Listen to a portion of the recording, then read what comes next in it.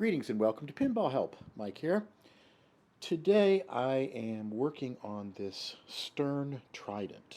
This is a game that I picked up a while ago from a friend, and any of these early solid state games I kind of really like, and so I got a good deal on this. It's been sitting around, and I've been waiting to do something with it.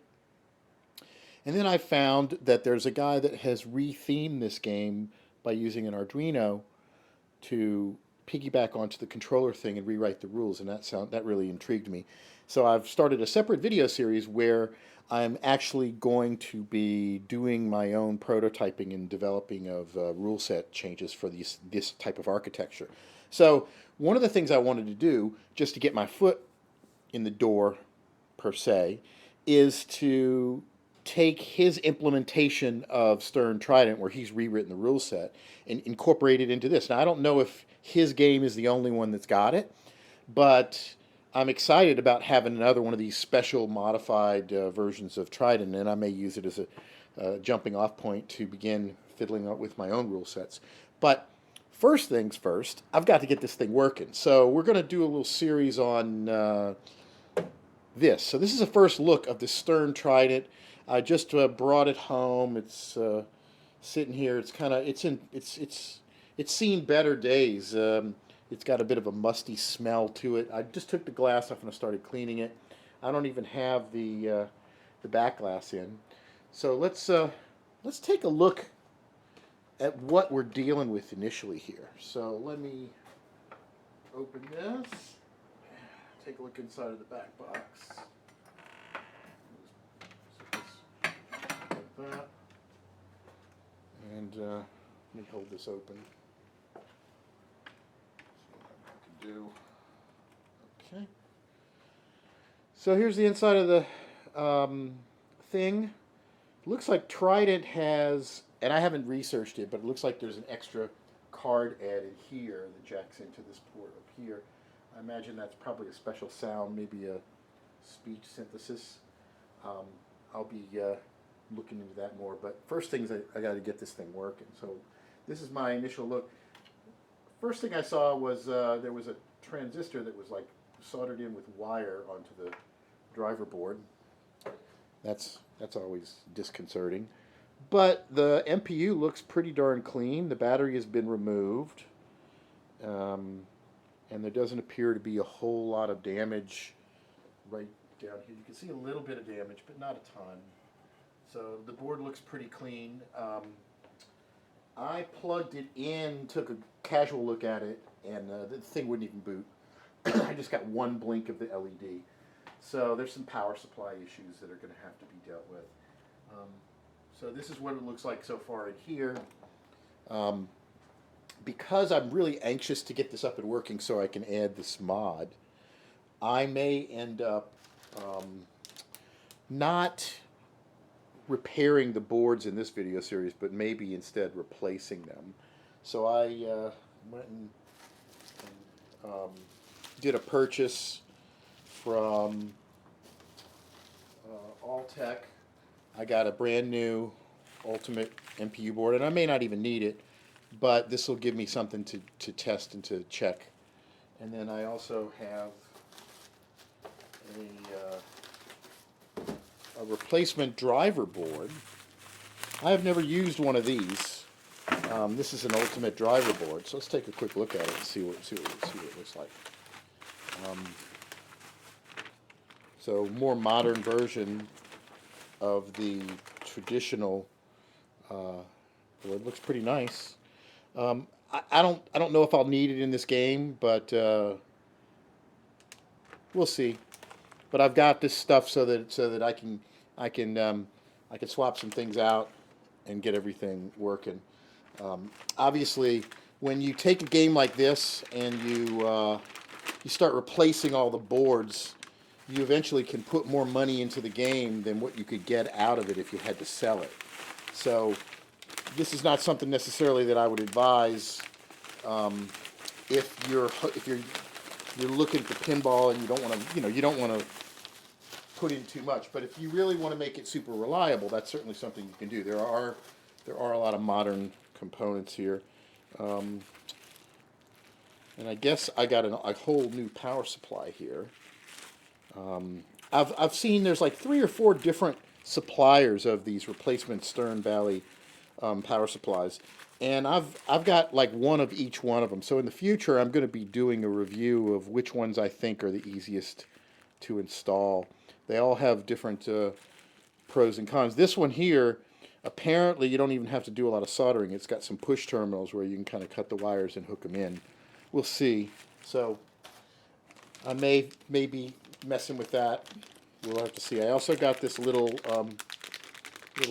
test fixture here. So kind of a cute MPU diagnostic thing where I guess I can trigger the switches and the solenoids. So that's kind of neat.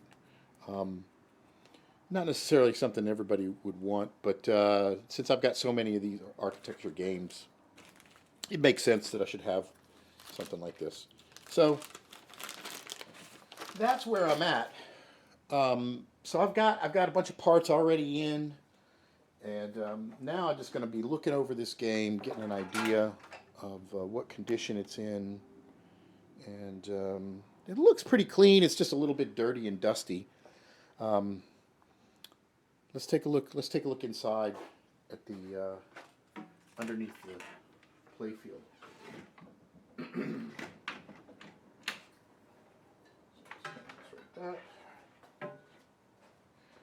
And this has obviously seen better days. It's going to need all new rubber. There's only a few spots where there's some wear. I think this is going to clean up pretty nice. It's an interesting playfield layout. You know, nothing special. But looks like it's got pretty good flow. I like down here, you've got this big loop that just goes straight to the flippers. And then up over here you have this little thing so you can't control the ball easily, or it can come down. But you got this neat little last chance save thing, which is kind of cool. And let's take a look inside, see what we're dealing with. All right. Pull this up. Boink. I did take the ball out. That's good. Okay.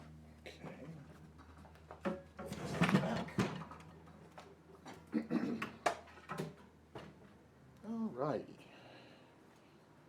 So right off the bat, we've got the power supply that is floating around loose in the game.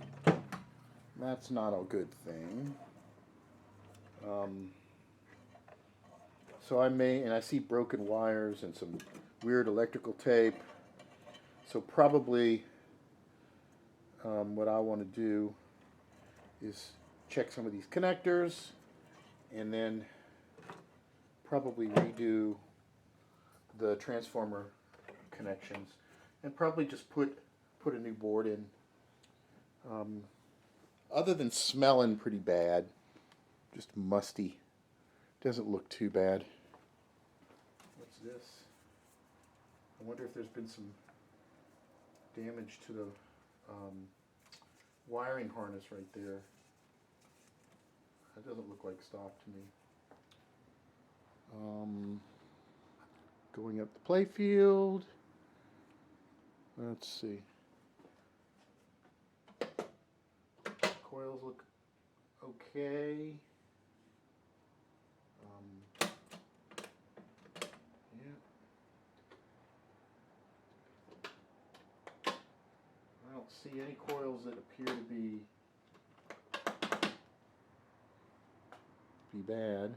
Keep looking up here.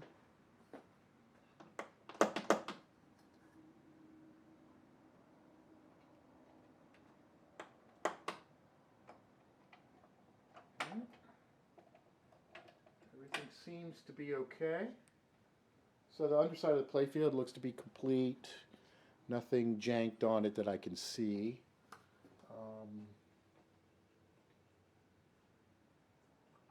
There's some corrosion. There's a kind of a...